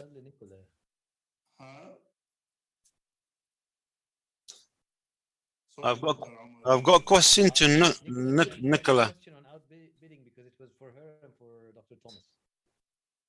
If she wants to take it. The question that relates to outbidding, can you answer it, Nicola, please? The outbidding question. I will do my best. Much like Thomas, I am not an expert in ISKP. But in terms of outbidding, I think it's important to kind of differentiate between outbidding in terms of violence and the violence you utilize, and how extreme that violence is as a signaling mechanism as to what you are capable of, but also outbidding in terms of resources. And I'm not sure how much further ISKP can go in terms of its violence and how much more extreme its violence can be. But it's also not the case that I think ISIS was most successful in other contexts because of its extreme violence, but because of its territorial control and its use of resources. And so I'm not sure that they have the same access to resources as they have in other contexts. So I wouldn't think that they were able to outbid in that same way. But again, I am not an expert, so. Thank you. شكرا نيكولا. أعود طيب دكتور عبد الفتاح. Thank you, Nicola. Dr. Muhammad Salloum. Thank you, Dr. Haider. He's speaking in English. But he just had to leave. مو مشكلة دكتور مهند، يعني راح يرجع الجلسة مسجلة وراح يسمع سؤالك. تفضل. Perfect. So I had a question actually about his framing. So where he ended up framing the Houthis as self-sufficient from basically they have local support and local resources. I was wondering how would he compare them to the armed groups aligned with Iran in Iraq, and how and would they ever actually take the decision to attack Israel in the future independently of Iranian, if you like, command and control, just like Dr. Abdul Wahab described them? I'm closer to Thomas's framing that while yes, they are linked and closely linked to Iranian interest and Iranian strategic interest, but they also have their own agency and they speak to their own, populist base support. So would they in the future take the decision to coordinate among themselves, say the groups in Iraq and the Houthis and probably others in Lebanon, to attack Israel because of their local interest and their strategic aims. So that was my question. شكرا دكتور مهند. دكتور علي الوحيشي.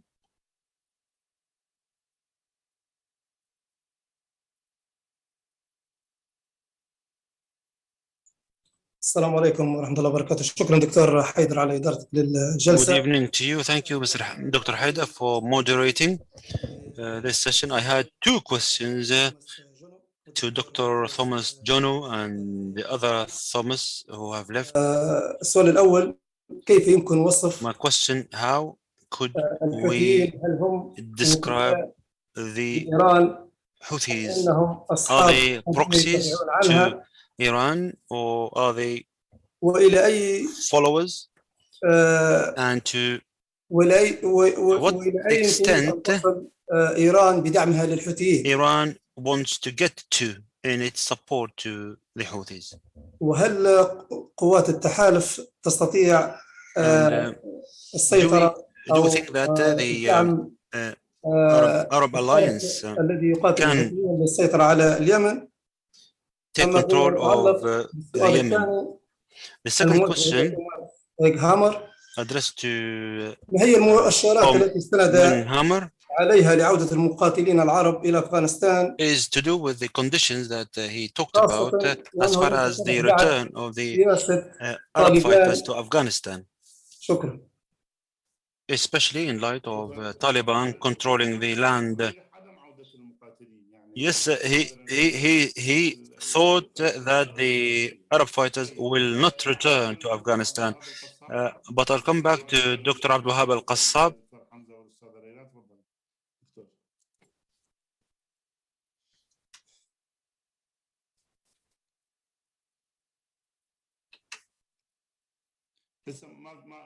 ماكو صوت دكتور.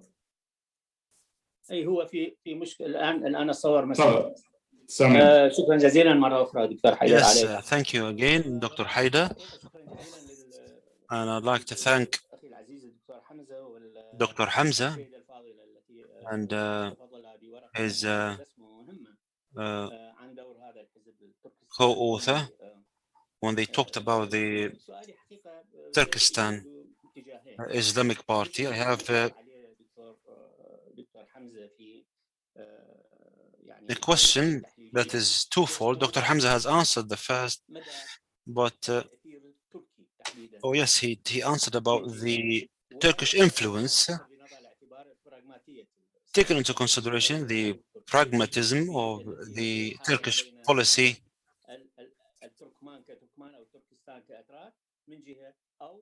that is somewhat perplexed because it wants both. It wants good relations with the Turkmen who live in eastern Turkestan and China as well. It wants a good relationship with China. And the gentleman has talked about the Turkish-Chinese relationship. But the second question relates also to the Syrian affairs. What is the scenario that we envisage as far as the PYD is concerned, the PYD?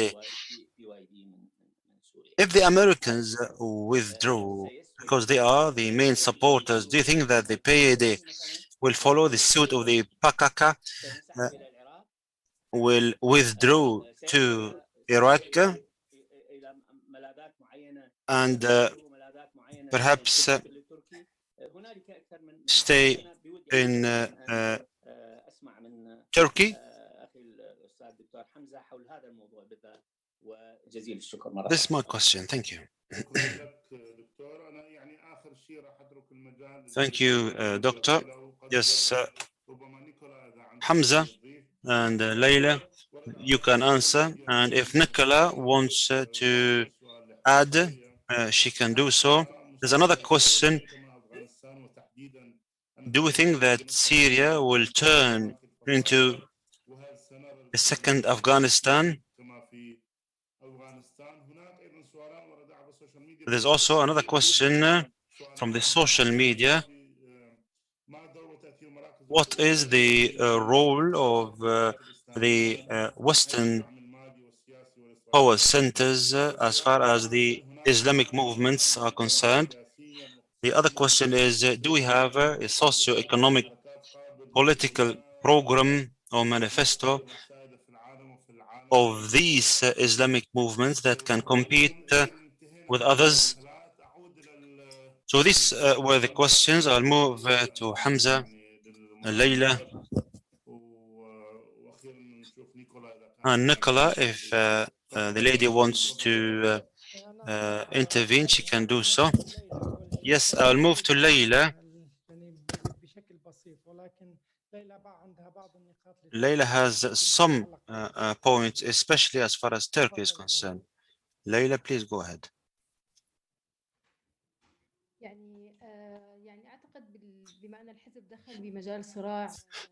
The party has delved into a geopolitical struggle, and that's why Turkey shall use the party as a bargaining chip, especially when it has been delisted.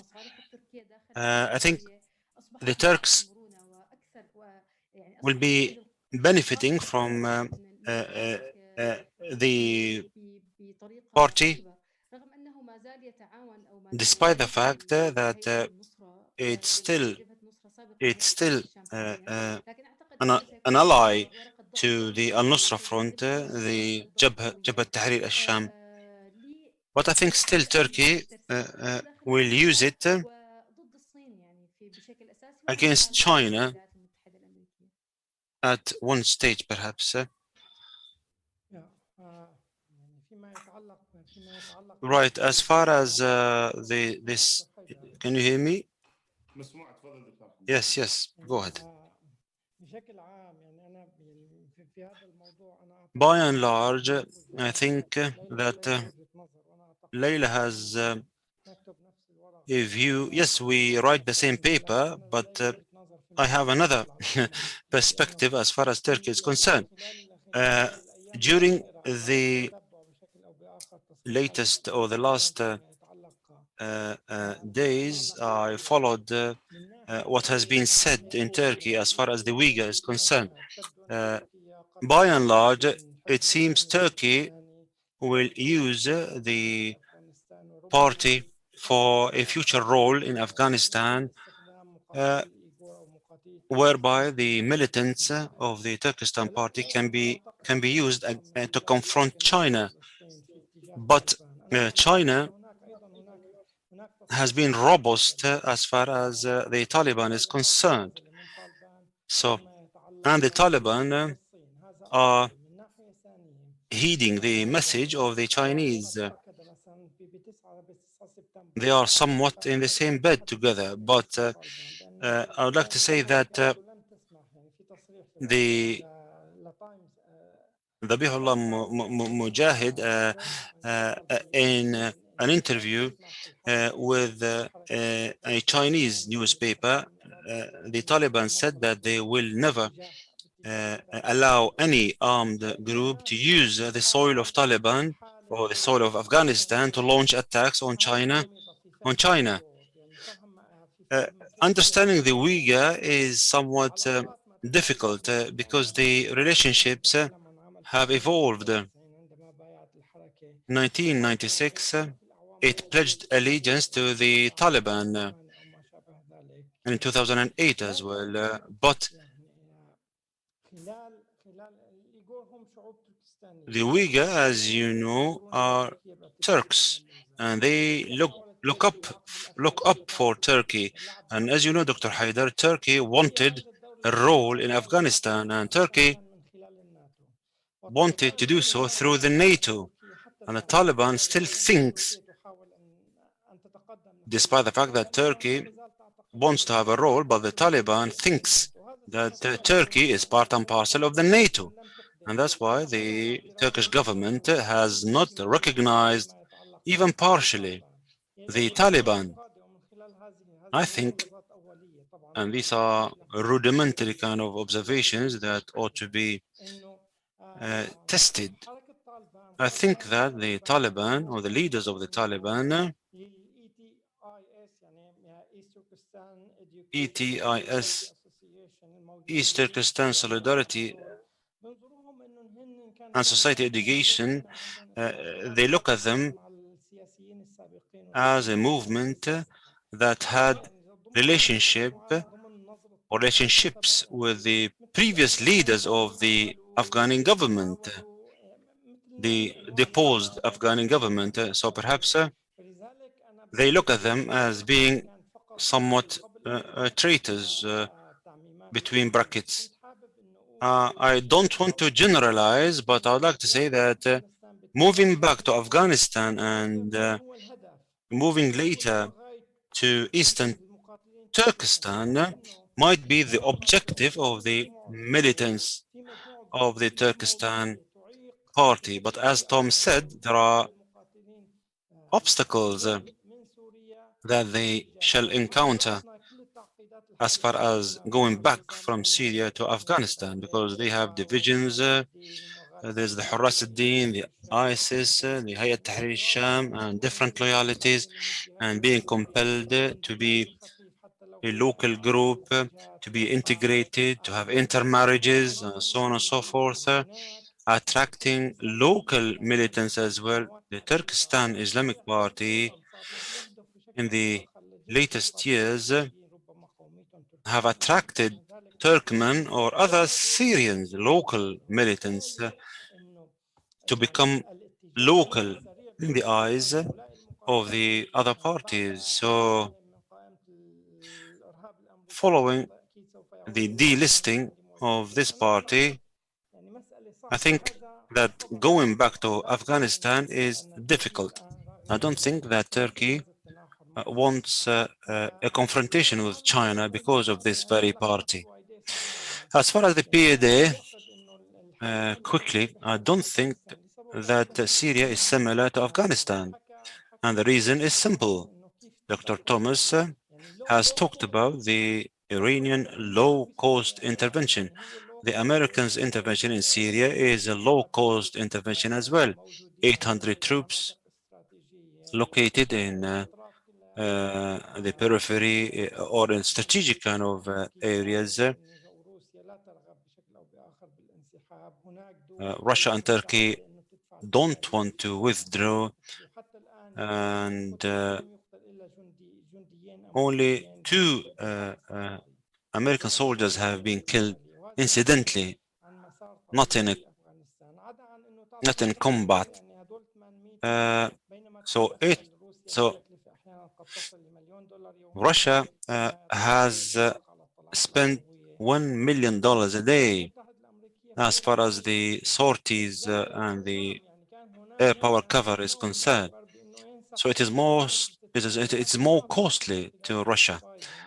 But I don't think that the Americans will withdraw during the Biden's tenure. There is no American deployment in Syria, genuinely. Thank you. Nicola, would you like to add any comment or last word? Thank you, Dr. Haider. I would just quickly add on to Hamzeh's point about Syria becoming the second Afghanistan. And I think there are just so many factors that you don't have, namely an opposition victory. So you don't have the changeover of the regime, and you will continue to have this external support that will prevent the similar situations as we've seen in Afghanistan in both the 80s and more recently. So I think there's, in terms of now Western powers and local and domestic governments, greater knowledge of the potential impact of foreign fighters returning is so much greater. You have the external support being not necessarily greater, but financially and is greater. And so I just don't think you're going to have that transition to an opposition force gaining power and then this new power relations with foreign actors within the state. So I think that is a really big difference that is often not talked about. And I'd also just like to thank Hamzeh and Laila for their wonderful research. It's such an important time to be doing it. It's very exciting to hear about it. So thank you, and thank you for the opportunity. going to present today. I enjoyed the new presentation as well. شكرا جزيلا. شكرا دكتور نيكولا، شكرا دكتور حمزة، شكرا. Thank you, Dr. Nicola. Thank you, Thomas and Hamzeh and Laila. This is the end of this session, the rich session. I've learned a lot. And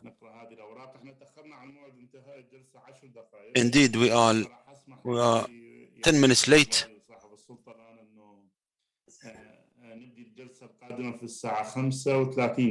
But I allow myself to have 20 minutes break.